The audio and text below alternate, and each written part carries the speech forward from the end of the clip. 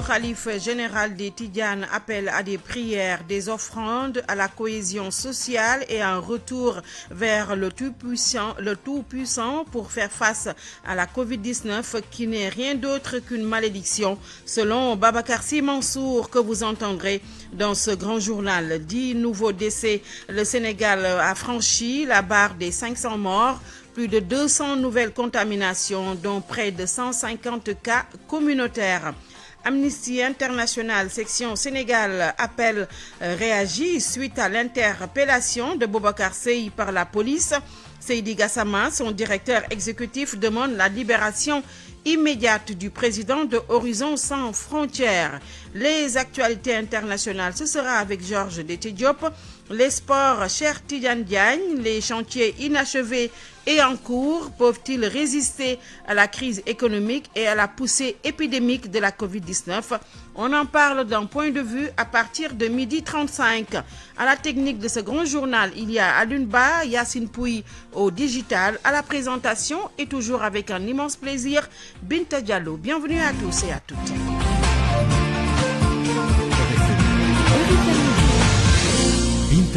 Le Sénégal a dépassé les 500 morts dus à la Covid-19. Le bilan du jour fait également état de plus de 200 nouvelles infections, dont entre autres 150 cas communautaires.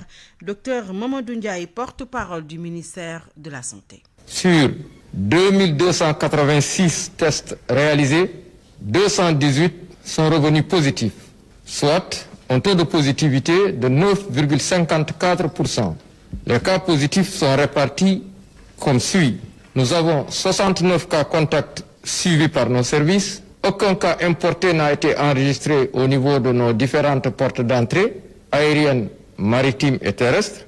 Et 149 cas issus de la transmission communautaire ont été notifiés. 152 patients hospitalisés ont été contrôlés négatifs et déclarés guéris. 34 cas graves sont pris en charge dans nos services de réanimation. 10 décès ont été enregistrés ce jeudi 14 janvier 2021. L'état de santé des autres patients hospitalisés est jugé stable. À ce jour, 22 396 cas ont été déclarés positifs, dont 18 908 guéris, 506 décédés et donc 2 981 patients sous traitement. Le khalife général des Tidjanes qualifie de malédiction la Covid-19 dans une déclaration orale et en wolof tout à l'heure diffusée en direct sur la radio Futur Média. Serigne Babacar Sy Mansour appelle à des prières, à des offrandes, à l'union des cœurs et à un retour vers le Tout-Puissant.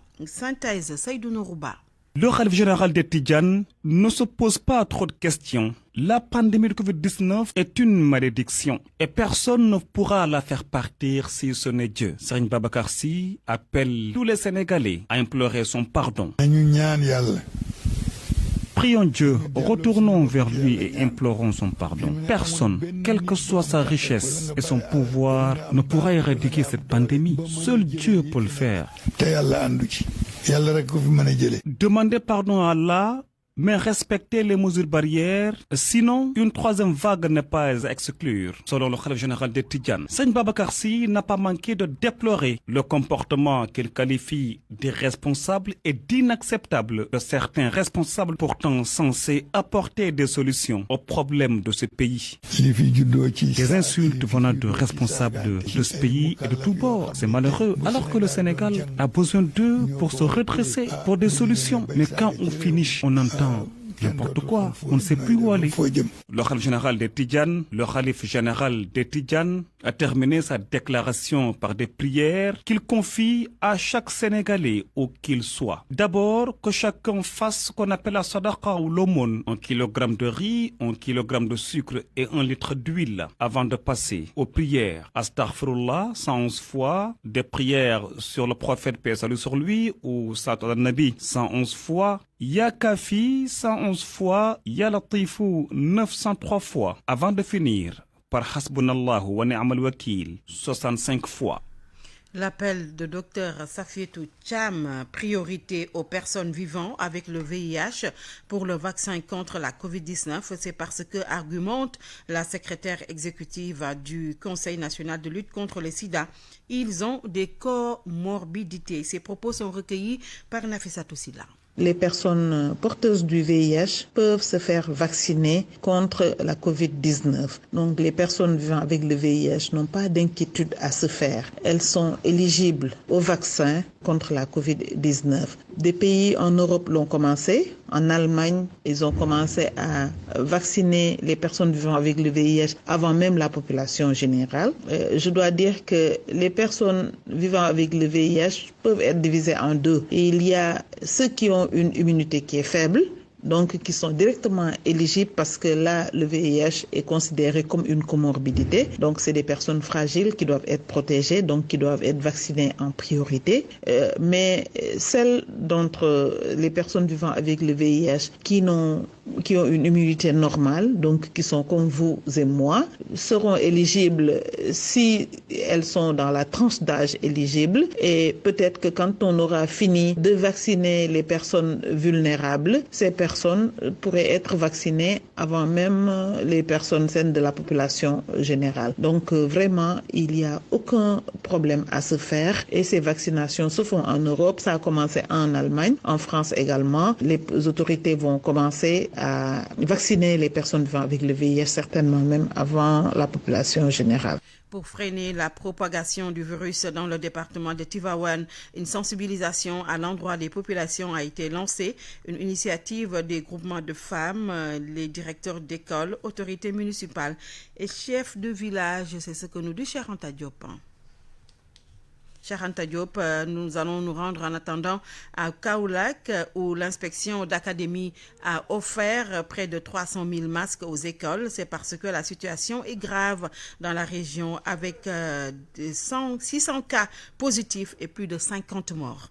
Ibrahima Djamé. Nous sommes dans un magasin rempli de cartons de masques, des centaines de milliers de masques mobilisés donc contre la seconde vague du coronavirus qui fait fureur dans la région. L'inspection d'académie de Kaolack veut assurer couverture et protection totale à tous les établissements scolaires de la région. Siaka Koudjabi, inspecteur d'académie de Kaolack. On a reçu pour le ministère de l'Éducation nationale un lot de 259 000 masques. Pour le ministère de l'Emploi, formation professionnelle, apprentissage et insertion, un lot de 16 500 masques. Ça fait à peu près 275 500 masques. Ça nous a permis pratiquement de couvrir plus ou moins les besoins en masques des IEF pour les écoles élémentaires et les collèges et de tous les lycées publics comme privés. À côté des masques, il faut nécessairement des produits de désinfection tels que des gels hydroalcooliques, de l'eau de javel, du savon et des lave-mains pour une présentation complète du protocole sanitaire. Mais à ce propos, l'inspection ne compte que sur la dotation fournie lors de la première vague. La seconde vague, maintenant, nous allons voir dans nos magasins tout ce qu'on a comme possible. De toute façon, aucun matériel n'est appelé à rester ici à Léa. Une chose est de mettre en place les mesures barrières,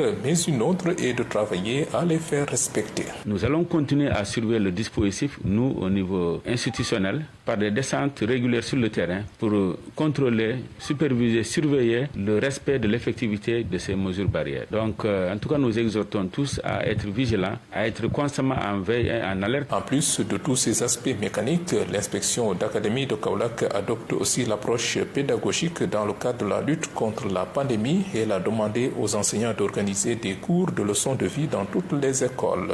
Ibrahim Djamé, Kaolack, Radio Futon Média. Je vous le disais tantôt, pour freiner la propagation du virus dans le département de Tivaouane, une sensibilisation à l'endroit des populations a été lancée, Charanta Diop.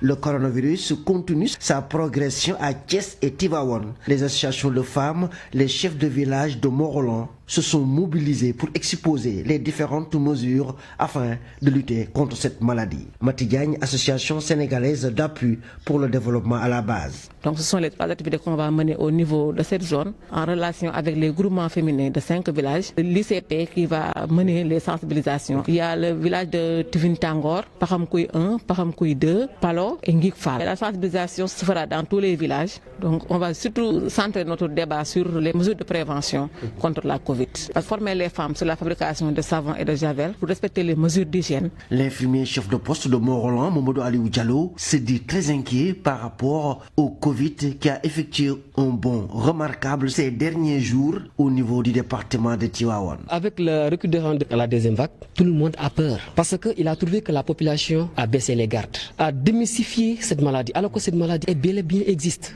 Donc dans cette commune-là, à Mont-Roland, on est en train de se réorganiser, voire pour reprendre la sensibilisation partout dans les 18 villages de cette commune, dans les maisons, dans les daras, dans les églises, dans les mosquées, dans les écoles. On est dans notre 10e plan d'action. Mont-Roland est jusqu'ici épargné, mais selon l'infirmier chef de poste, lors de la première vague, la commune avait enregistré 3 cas testés positifs. RFM Thiès, Cheikh Ante Diop. La directrice de l'Institut Notre-Dame dément l'information selon laquelle il y a un cas de coronavirus dans son établissement. Selon Geneviève Mandjouba, il y a juste une famille qui a décidé de se confiner. Les explications de la directrice au micro de Salimata Ao qui s'est rendu sur place.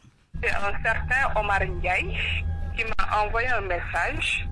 Omar Ndiaye me disant qu'il est Omar Ndiaye, rédacteur en chef de Source A. Hier vers 21h. Et quand j'attendais un coup de fil, il m'a appelé. Je pensais même que c'était le coup de fil que j'attendais. J'ai décroché le téléphone, il m'a répété la même chose. Je lui ai dit, est-ce que ça me concerne ou ça concerne l'école? Alors, Monsieur Ndiaye, excusez-moi, me dit que ça concerne l'école. Je lui ai dit, bon, est-ce que vous pouvez m'appeler demain aux heures de l'école? Parce que là, quand je descends, je suis en famille, je ne traite pas de l'école. Alors, à ma grande surprise ce matin, je vois un titre dans la presse disant que panique à Notre-Dame de ce journal-là, Source A. Personnellement, je ne sais pas d'où est-ce qu'il tient l'information parce que moi-même, j'ai pas cette information-là. J'ai pas senti de panique. Ce que je peux dire, c'est le fonctionnement de Notre-Dame. Nous sommes en temps de pandémie. Parfois, il y a des familles qui nous disent qu'ils sont confinés.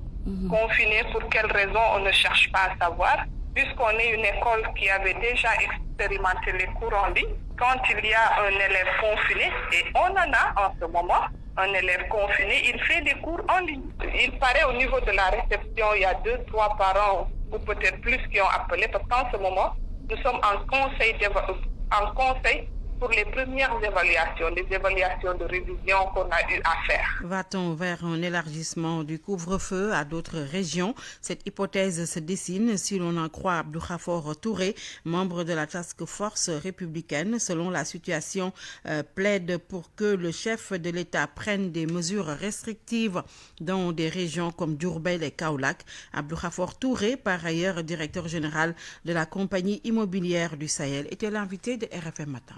Il est évident que si le rythme de propagation et de transmission de la maladie se poursuit, c'est une mesure qui serait inévitable. Ça, c'est clair. Aujourd'hui, il faut que les populations prennent conscience que le virus est en train de se muter et le virus est en train de se propager de façon exponentielle sur toute l'étendue du territoire national. Donc, nous appelons à la sensibilisation pour que les populations respectent les mesures barrières, pour que les populations, comme le président de la République l'a dit, limitent leurs déplacements et les mouvements non essentiels. Sinon, évidemment, avec les statistiques qui sont disponibles, sur la base d'une consultation des experts, le président pourrait être amené à élargir la zone d'application du couvre-feu et du couvre-feu à d'autres territoires, à d'autres régions. Ça, c'est clair, hein? Nous ne le souhaitons pas, mais au rythme aujourd'hui d'évolution de la maladie, c'est une mesure qui n'est pas écartée.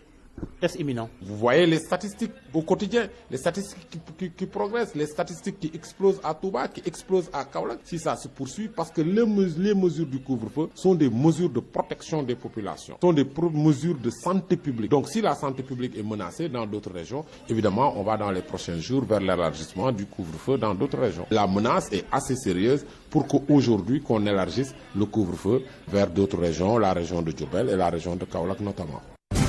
RFM, la radio de toute l'actualité.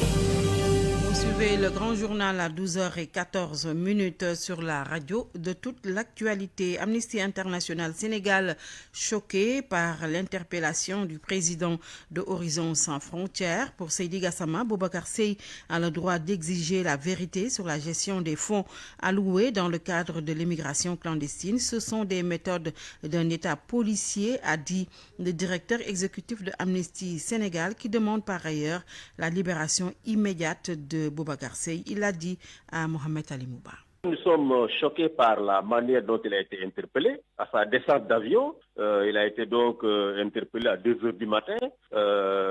Selon les informations que nous avons reçues de lui, la police lui reprocherait des déclarations qu'il aurait faites sur la gestion des fonds donnés à l'État du Sénégal pour lutter contre l'immigration clandestine. Nous estimons que Boubacar Seye, en tant que citoyen sénégalais travaillant sur la question de l'immigration, a le droit de questionner la manière dont l'État utilise ces fonds-là. Et l'obligation de l'État, c'est d'apporter des précisions, c'est d'apporter des éclaircissements. Et non pas d'essayer de le museler, de le réduire au silence en l'arrêtant et le mettant en prison. Ce sont des méthodes dignes d'un État policier que personne ne doit accepter au Sénégal. Que l'État réduise les citoyens au silence, les empêche de poser des questions sur la manière dont ils gèrent les biens publics et les fonds qui lui ont été donnés pour évidemment lutter contre l'immigration clandestine qui a causé la mort de centaines de Sénégalais au cours de cette année, sans que l'État soit en mesure d'arrêter ce phénomène-là. Donc, nous demandons à ceux qui soient immédiatement libérés, que les poursuites infondées qu'on est en train de mettre sur lui soient immédiatement retirées. L'ONG Horizon Sans Frontières, dans un communiqué parvenu à notre rédaction, dénonce cette l'arrestation de sa personne morale suite à des propos qu'il aurait tenus. HSF considère ces actes comme de sérieuses atteintes au droit à la dignité, à l'intégrité morale et à la liberté d'opinion et d'expression. Horizon Sans Frontières s'insurge également contre ce qu'il appelle des actes d'intimidation qui vise à museler ceux qui se battent contre la mauvaise gouvernance et la mauvaise gestion du phénomène de l'immigration irrégulière. HSF exige la libération immédiate de Boubacar Seye et promet de lutter davantage pour un état de droit dans un Sénégal démocratique, souligne le communiqué. Le ministre de l'Enseignement supérieur, Cheikh Oumar Anne, s'est rendu aujourd'hui chez la famille de Diarisso à Malicounda, la meilleure élève du Sénégal, portée disparue depuis près de 10 jours en France. Serigne Babacar Sy Mansour demande aux députés du Sénégal de prendre toutes leurs responsabilités le jour où la question de l'homosexualité atterrira sur la table de l'Assemblée nationale. Le khalife général des Tidjanes leur a fait savoir que Dieu leur interrogera sur tous les projets de loi qu'ils ont eu à voter. Serigne Babacar Sy au micro de nos confrères de Afia TV. Vous savez, sur la question de l'homosexualité, je ne serai pas long. Ceux qui sont à l'Assemblée nationale et qui ont la possibilité de faire passer pratiquement n'importe quelle loi, qu'ils sachent que Dieu leur demandera des comptes. Ce pays est un bon pays. Il faut booster d'or tout ce qui est mauvais et prêcher le bien. Mais je constate que dans ce pays-là, chacun fait ce qu'il veut et on ne sait plus où aller. L'actualité internationale. À 12h18. Bonjour Georges. Bonjour Binta Diallo. En Côte d'Ivoire, Alassane Ouattara et Henri Konan Bédié pourraient se rencontrer dans les prochaines heures. L'on parle même de ce vendredi. L'information de cette rencontre entre les deux ex-alliés se confirme de plus en plus. Dans son discours à la nation du 31 décembre 2020, Alassane Ouattara a annoncé qu'il rencontrerait Henri Konan Bédié vers la mi-janvier. Cette annonce semble se concrétiser. Selon des sources bien introduites, les deux hommes pourraient se rencontrer ce 15 janvier 2021. Pour l'heure, le lieu n'est pas encore connu, mais cette rencontre s'inscrit dans le cadre du dialogue politique de haut niveau. Le nouveau réveil hebdomadaire proche du PDCI de Henri Konan Bédié annonce dans sa parution de ce 15 janvier que les conclusions du dialogue politique national feront partie des points de l'ordre du jour. L'on se souvient qu'il avait eu un goût d'inachevé. L'opposition et le pouvoir en place s'étaient séparés en queue de poisson avec le refus de l'opposition de signer le communiqué final. Gobiaye Abidjan, RFM. La Guinéenne Bintou Keïta, nouvelle émissaire de l'ONU en République démocratique du Congo. Elle va prendre les rênes de la MONUSCO en février. Bintou Keïta succède à Leila Zenougui, une Algérienne jusque-là. Bintou Keita était sous-secrétaire général de l'ONU pour l'Algérie. Elle a travaillé comme adjointe aux opérations de maintien de la paix en 2017. C'est en 1989 que Bintou Keita a rejoint les Nations Unies. Elle a travaillé notamment au Darfour en 2015 et au Fonds des Nations Unies pour l'enfance. Et en Ouganda, Georges, l'on attend les résultats de la présidentielle. Ce matin, lors d'une conférence de presse, Bobi Wine a assuré avoir largement gagné l'élection. Les premiers résultats donnent toutefois l'avantage au président sortant Yoweri Museveni, au pouvoir depuis 35 ans. Sur les 29% des bureaux de vote dépouillés, le président sortant était en tête avec 63% des voix contre 28% pour Bobi Wine. En Algérie, 5 civils ont été tués hier et 3 autres blessés dans l'explosion d'une bombe de confection artisanale. L'attaque s'est produite dans la wilaya de Tebessa, dans l'est du pays. C'est ce qu'a indiqué le ministère algérien de la Défense dans un communiqué. Cette attaque non encore revendiquée est la plus meurtrière visant des civils depuis plusieurs années. État de siège à Washington à quelques jours de l'investiture de Joe Biden. Le démocrate va prêter serment mercredi prochain 20 janvier. Un dispositif sans précédent est mis en place à Washington, un dispositif de sécurité bien sûr. Les artères du centre-ville sont interdites à la circulation, des blocs en béton au milieu des avenues et des barrières de métal tout autour de la Maison Blanche. La garde nationale est sur le lieu où va se dérouler l'investiture. Le FBI a prévenu que des manifestants armés pourraient tenter d'investir les capitoles des 50 États américains pour exprimer leur colère et le refus de la défaite de Donald Trump. Merci beaucoup, Georges Déthié-Diop. Parole aux auditeurs. L'actualité, qu'en pensez-vous? Moi, je pense que vous devez. Réagissez dans nos éditions d'information sur l'actualité. Bonjour. Du lundi au vendredi, vous avez la parole sur RFM.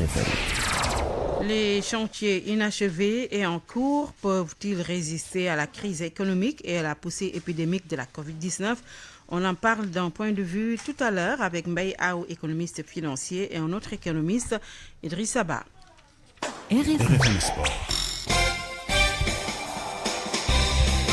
Bonjour, cher Tidiane Diagne. Bonjour à vous, Binta Diallo. La Fédération de football accorde une spéciale au Teungueth FC et au Jaraaf. Une subvention spéciale, c'est bien cela. Une subvention, vous avez sauté. C'est bien cela, voilà. Merci, Binta. Donc, retenez qu'il s'agit de 11 500 000 francs CFA qui ont été octroyés à ces deux formations qui représentent notre pays en compétition africaine.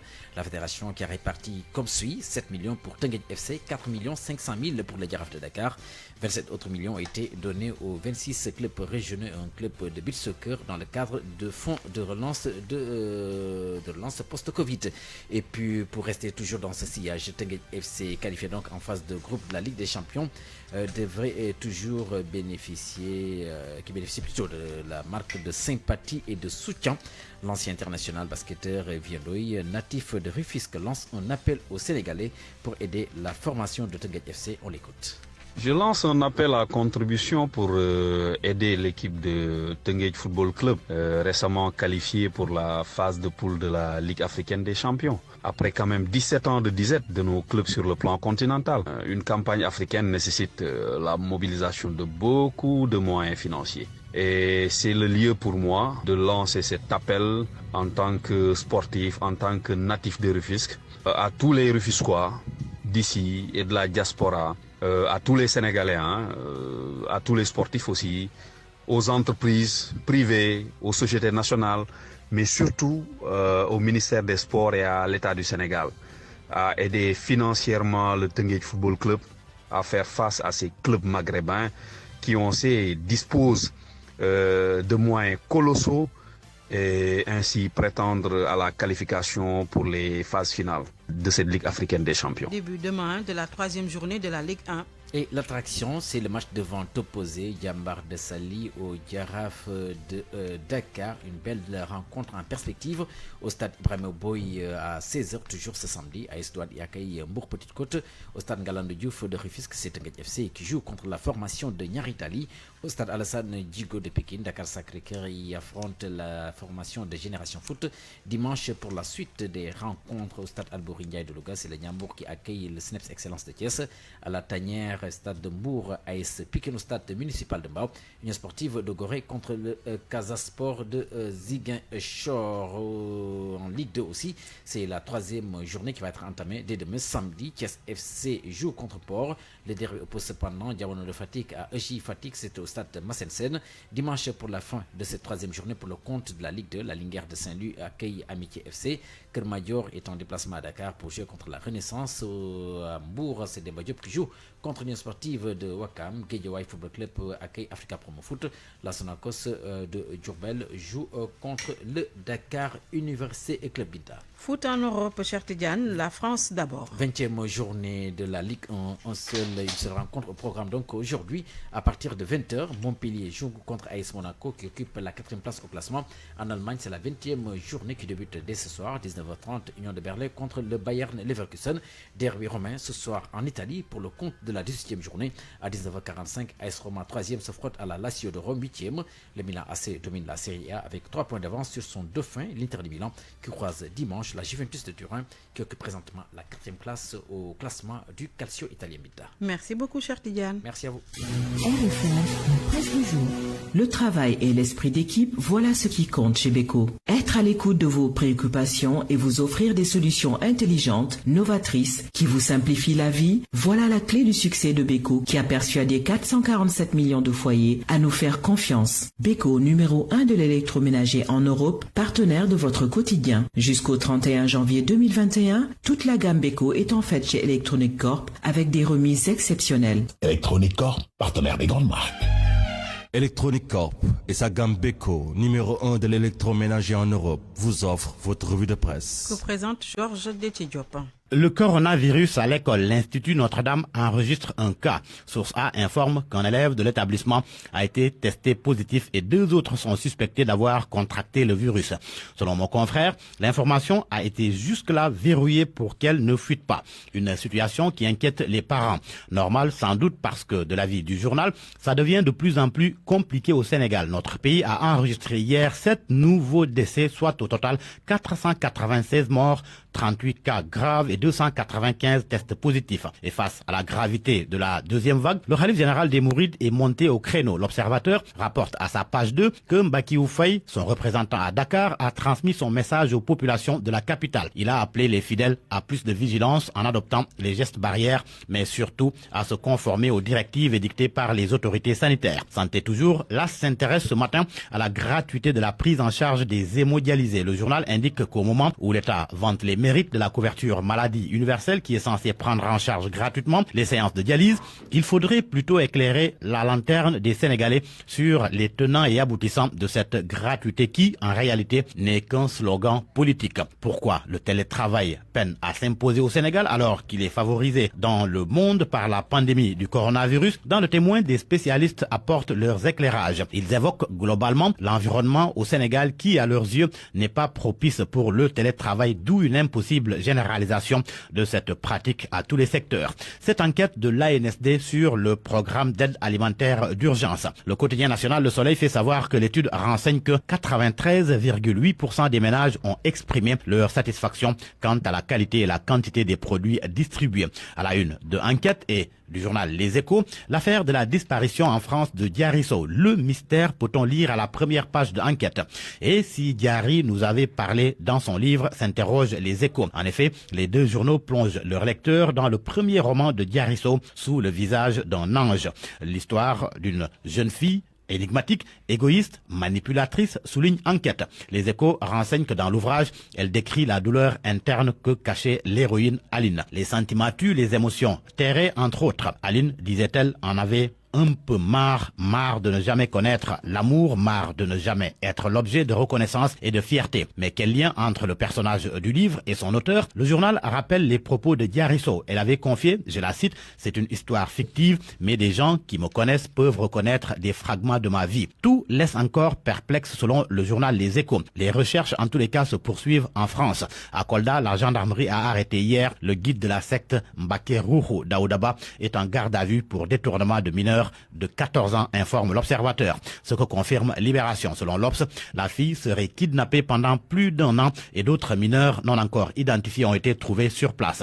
Une autre affaire, celle du policier Pape Boubou Diallo. Le journal Le Quotidien révèle qu'il est sanctionné pour abandon de poste et violation de son serment. Le quotidien a appris que contrairement à certaines informations, il n'a jamais été en garde au palais d'Ilimbay où séjournait Serigne Modou Kara Mbacké. C'est un agent permanent du commissariat de Louga qu'il a quitté sans permission. Retour dans l'Observateur. Le journal braque ses projecteurs sur Aly Ngouille Ndiaye, Amadou Ba, Oumar Youm, Mouhamadou Makhtar Cissé, Maxime Jean-Simon Ndiaye. La nouvelle vie des ex-ministres de Macky, plus de 2 mois après leur limogeage du gouvernement. Le journal L'Observateur fait un tour d'horizon des nouvelles activités de ces ex-ministres. Aly Ngouille Ndiaye dans ses champs, Oumar Youm dit rattraper le temps perdu, Makhtar Cissé et Maxime Jean-Simon Ndiaye toujours au palais, Amadou Ba l'impossible retour aux impôts et domaines. À lire dans Sud Quotidien un dossier sur le Conseil supérieur de la magistrature et le refus du chef de l'État de le réformer. Les défenseurs des droits de l'homme donnent leurs avis. Maître Hassan Dioma Ndiaye de la LSDH et Senghane Senghor de la RADDHO. Et le moins que Sud puisse dire est que ces droits de l'hommiste désavouent Macky. Dossier aux pages 6 et 7 du journal Le Quotidien. Sport pour terminer à la une de Record. Stade de Reims, transfert de Boulaïdia, West Ham prêt pour les 9,7 milliards de francs CFA. À la première page du quotidien Stade, Manchester United, Manchester City, Tottenham, Leicester, Leipzig, calendrier de feu pour Sadio et Liverpool. À vos kiosques et bonne lecture.